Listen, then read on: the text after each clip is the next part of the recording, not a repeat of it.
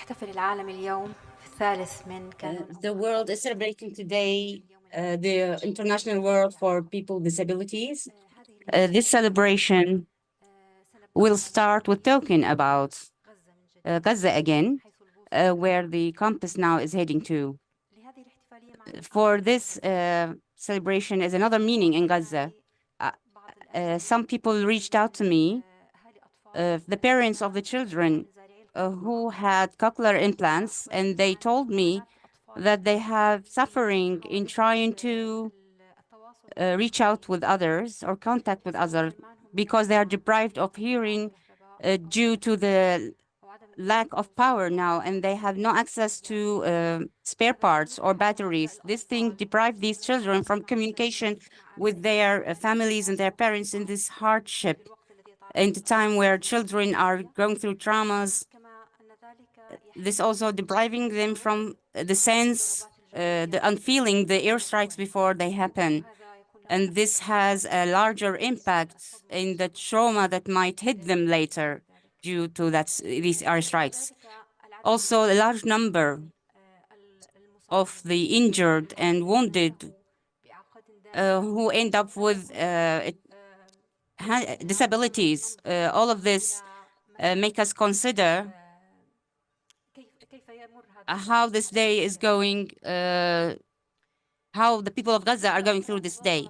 Another child, I was told by her mother that her implant concord was broken, and she looked for a duct tape, and she used it to, and she told her daughter that she tried to pretend that she fixed her device, trying to give her daughter that she is has her device back. Now it's broken, but it's beyond repair. This session, we talked today in this International Day about the coverage of disability issues. This is this important subject that make us consider the importance of dealing with this kind of journalist material. I'll talk today in English with my guest, Dr. Michele Friedner. There will be interpretation for this session. So good to have you, Dr. Michele. Thank you for coming, Jordan. And I think this is a very important topic to talk about. First of all, Dr. Michele Friedner is a medical anthropologist. She researched the deaf and disabled people's social, moral, and economical experience in the urban areas. She's an associate professor of comparative human development at the University of Chicago. So, Dr. Michele, we're happy. We were contacting through Zoom for almost a whole year, and now we have here at ARIJ Forum. I think as an expert and a researcher in the field of disability, how do you find the media coverage in general in the world and maybe in the region that's telling the stories about the people with disabilities, how they are portrayed in such stories? Well, first of all, thank you very much for having me here. It's really an honor and a pleasure to be here. And I want to say that it is such an important time to be talking about disability right now. When we think about what is happening in Gaza and Palestine, in a moment in which we are seeing mass disablement of people and specifically of children. So my goal today is for you all to really think about disability in your reporting and to see disability as a meaningful category and experience for you to engage with. So today is December 3rd, and today is World Day of Disabilities, or International Day of Disabilities. And on the screen, I have a picture of what looks to be a very joyous celebration. Usually on World Disability Day, we see reporting of festive events and conferences and pageants and these really sort of feel good or add disability related reporting. And what I want to tell you is that your reporting does not need to be banal. It does not need to be mundane. And that is so important to think about disability as a complex, complicated phenomena that intersects with other important fields, such as technology and medical development, human rights, the role of the state and NGOs. Is that okay? Okay. Gender, education, social and political norms, and so on. And disability is increasingly an important category for nation states and for international development. But, and how and where is this attention focused? And we also need to distinguish between feel-good disability stories and other kinds of more substantial, critical, and complex reporting. And we need more of this. So, about the media coverage, how do you find these stories? Did you think that there could be different approaches for the journalists to cover such stories? Yes, and we, those of us who study disability, we often talk about different tropes that are used to write about disability. And so I'm going to go through a few of those tropes. So there's the medical model, or the medical trope, which says that individuals with disabilities can be fixed or cured and rehabilitated. So stories using the medical trope talk about, cochlear implant surgeons cured a person with a disability, or new cutting edge rehab hospital opened in Amman. So these are the kinds of stories under the medical model. But what about corruption? Who is funding these surgeries? Who is getting rich? Who is making money from these surgeries? Who is benefiting? So these are things that we should think about in relation to the medical framing. Next, there's the charity model, which is that disabled people need charity, alms, and benefactors. An example of a story like this would be new corporate social responsibility initiative provides blind people with iPads and the latest computer models, or a story on foundation works to build accessible houses for disabled people. But again, who is benefiting from this? And what is being done by promoting these stories? Next, we have what we call the supercrip model, where we see stories that are inspirational. So the idea that disabled people are inspirational just by living their everyday life. Like a story about a blind man who climbs Mount Everest, or a wheelchair user who runs a half marathon. And these stories often don't allow us to think about the ableism and the barriers that people have faced despite the existence of national and international laws. And what about the barriers to travel? So this is the problem with these kinds of stories that focus on, the ways that disabled people just live in everyday life. Next, we have social framing, which is that disabled people's problems lie in an inaccessible society, such as in the built infrastructure, policies, programs, and education systems. An example of a story like this would be a disabled bus user struggles to locate an accessible bus, or the New Delhi Metro hires an architect to design an accessible metro system, or schools lobby an education ministry for funds to hire sign language interpreters. And so with these stories, we need to also be careful about pity narratives, about narratives that make us feel bad for disabled people. And we also need to think about why and how certain people are hired to do access audit or to focus on accessibility, and who is benefiting from focusing on inclusion. Then we have rights framing, which are, disabled people are marginalized citizens and rights-bearing subjects who are entitled to a full spectrum of political, economic, and social rights. An example of a story like this would be disability activism in India leads to more expansive disability questions being included in the census, or disabled Ukrainians fight for a disability rights law. And again, with these stories and with this kind of coverage, we need to think about who these activists are. Are they elite activists? Do they represent people in more rural areas? And so these are sort of the main sort of ideal types or main frames for writing about disability.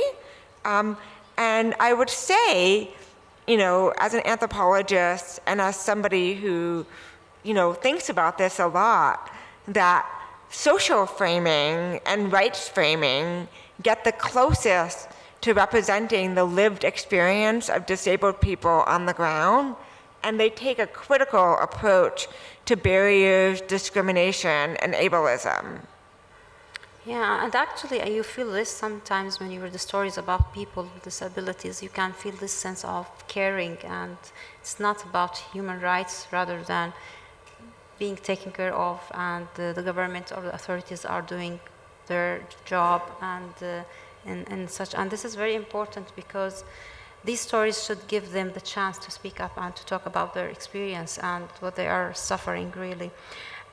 There's an important thing that maybe we could bring this subject here, that when you read the stories and the news article, you find a lot of terminology referring to the people with disabilities, especially in the region. There is the people with special needs, peoples of determination, and others. Do you find this that reflects kind of confusion when we deal with covering such stories? Well, first of all, I think there is a proliferation of terms to talk about people with disabilities or disabled people. Is really interesting when you travel to different countries, the terms that come from the top down. So in Saudi Arabia right now, people with disabilities or disabled people are called people of great determination.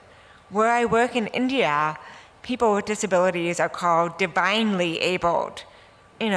We also see concepts like special needs, specially abled, diversely abled, and so on. And I think it's really important to listen to and learn from disabled people themselves about the terms that they use. Why do they use those terms?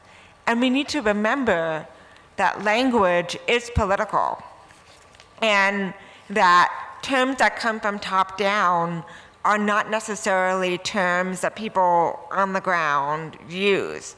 I personally, in my work and in my worldview, I write about disabled people because I think about disability as a political, economic, and social process that happens to a person. And I don't think it exists outside of the person. But again, that is my view. And I think it's really important to learn from people on the ground, again, about what they use and why. Yeah, there is an important part related to covering such stories, which is the parts that related to the ethics of engaging with people with disability. So what advice could you give the journalists in this regard? So first of all, I think it's really important to think about language and communication access. When you're working with disabled people, particularly deaf people, you want to think about sign language interpreting. You want to think about using a national sign language interpreter if they speak a national sign language. You also might want to think about using a deaf interpreter if it's somebody who doesn't speak a national sign language and who uses gesture and other forms of communication.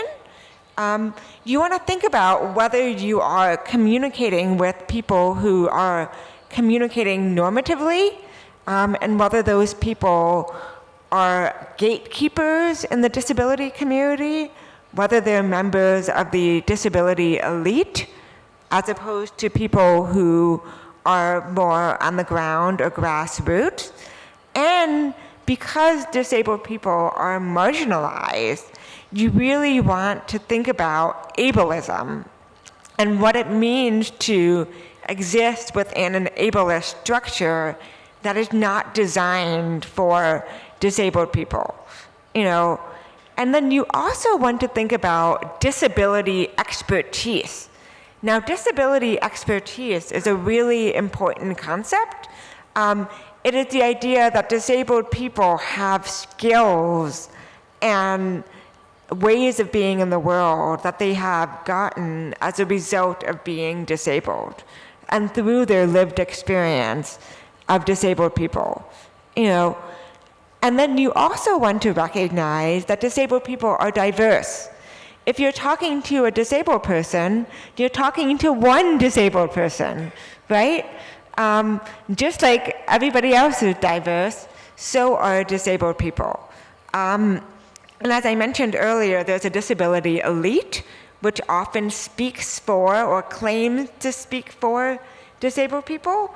And so you want to be careful about that, And when you're interviewing parents groups, for example, so parents of children with disabilities, very often the views that parents have are very different from the views that disabled activists themselves have, so you want to be mindful of that. And you also want to think about working across different scales. So what's happening on the national level might be different than what's happening on the international level, even higher, which might be different than what's happening in the city, which might be different than what's happening in the domestic space. So you want to think about all of these different scales. Okay, going back to Gaza, when we talked about the inaccessibility to different services because of in conflict areas and areas where there are wars, we think that maybe it aligns with the rights because the right approach.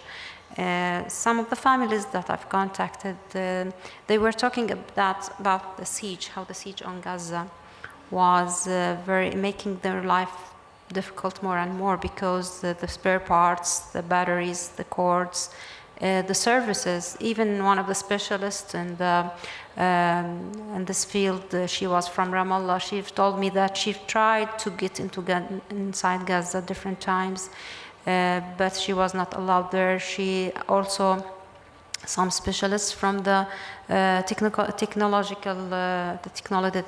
companies, they've tried to get there so they can evaluate the devices for their children, and this was rejected by the Israeli authorities. So I think this kind of context may brings up the right approach, and at the same time there is a big challenge that we are engaged when the journalist is engaging with a disabled person for the first time after war. Is there any kind of advice for approaching a new person that became disabled after such events? I think it's really important, again, to be humble and to be open-minded and to think about disability as a complex phenomena with multiple actors and stakeholders, and to think about the ways that parents, again, might have a different perspective than an individual disabled person, an adult, but who may have a different perspective than a surgeon, who may have a different perspective than a rehabilitation worker, who may have a different perspective than a teacher, right? It's complicated. And I think what's really important is to look at all of these different stakeholders and the ways that they do and don't work together. Yeah, and this will bring up the I recall that we have at ARIJ reporting on, we have many in-depth and investigations reporting on people with disabilities, and one of them is the story about the children with cochlear implants in Jordan. And I think that the biggest challenge for the journalists there was to find some kind of evidence and to collect data, and she found that there is no national registry for such thing, and she tried to collect the data herself, and she's now with us in this podium. She's Seba Mansour. She did a great job to report about these children and to try to present how they are suffering, to find the spare parts, the expensive parts. So how could you comment on this kind of reporting? So first of all, that was an amazing story. And it was so amazing because it took a really broad approach. It did not just report on what happened immediately after the surgery. So a lot of coverage of cochlear implants is like, okay, you do the surgery and now a child can hear. It's wonderful, it's a miracle, incredible. But in fact, cochlear implants are a lifetime device that children and families really have to learn how to use, and they have to continue to maintain and to support these devices. And what was so incredible about this story was that it took a long-term view and it looked at what happened beyond the surgery. What happened when children went to school? What happened when cochlear implants stopped working?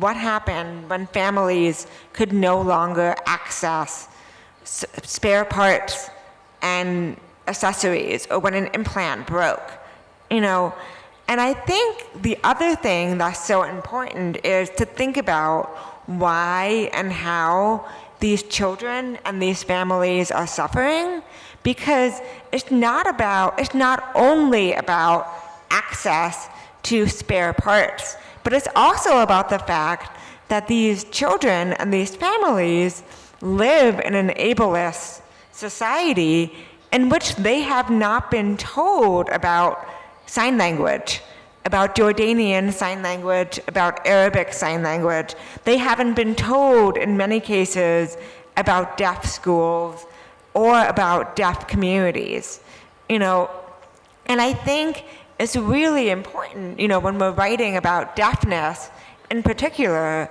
and we're writing about cochlear implantation, to think about all of these other things as well. To think about the fact that there are deaf schools, there are sign languages, there are deaf communities, and those stakeholders and that history and present is being very much erased from the narrative.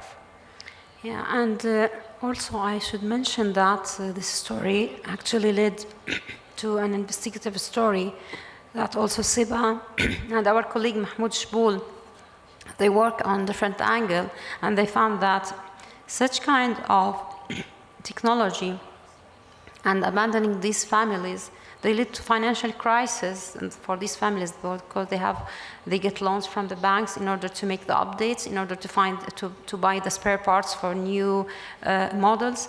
So everything was it was kind of, they were suffering in silence, and they want at the same time their children to still communicate with others. And what we found that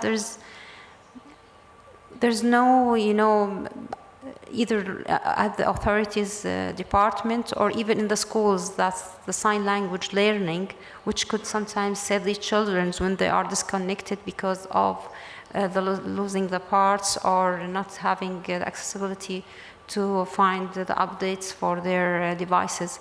So I think the sign language is also, as you've mentioned, it's a very important thing just to focus on. If you want to talk about, and you want to, this is the important thing I want to talk about, that there is the ad news, the ad articles that we find every now and then in the newspaper, in the media outlets, where the medical technological companies, they are the heroes, and at the same time, we are entitling the people with disabilities as if they're not normal, or they are out of the mainstream, which is the normal. So how do you comment on this?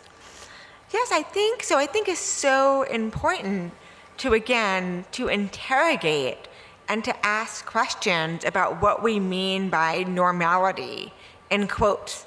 You know, why are we so invested? And by we, I mean all of society. Why are we so invested in a certain understanding of normalization and normality? And what is our role as journalists and as people in the world more generally to critically engage with this concept of normality? You know, and how do we, in our coverage, also really promote the idea that disability is a normal, it's a way of being normal, and that deaf signers are also, you know, a way of being normal as well. You know, I think that's super important, you know, and I think, you know, cochlear implants and other forms of biotechnology are increasingly becoming the norm. You know, there are so many celebratory articles about cochlear implants, about brain implants.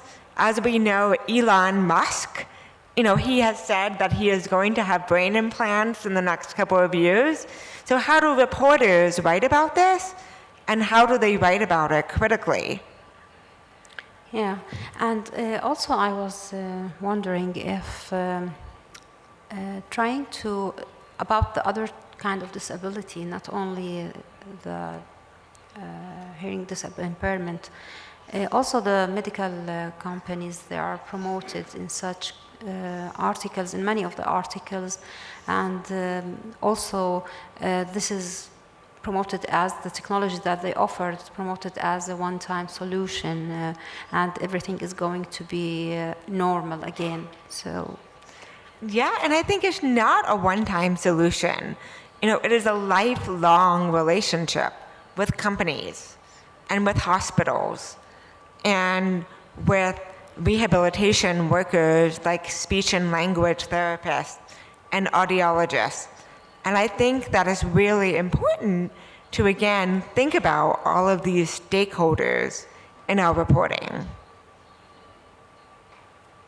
okay, I think this is a very important topic to be covered, and I hope that many of the journalists could learn more about how to approach such stories, and not to portray the people with disabilities as the supermodels, or because this is a very important topic in our area, and we have to do it in the right way, and to present them as people with rights and citizens rather than people that they need care. So thank you very much, Dr. Michele, for this knowledge that you shared with us, and thank you for everyone here in the hall. Thank you.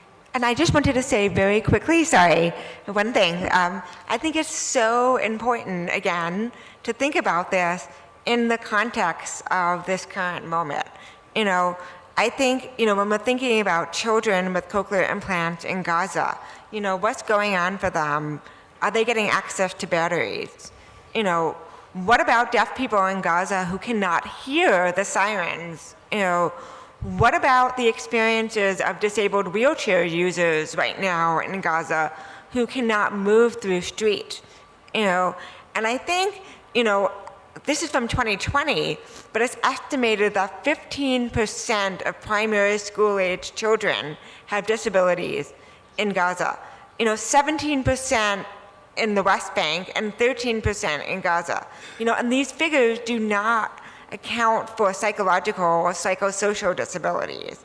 You know, so I think, again, disability is something that we really need to continue to think about in our coverage. Okay, and I hope that this session will be inspirational for other journalists, that they will find more and more ideas about the stories to cover such important topic.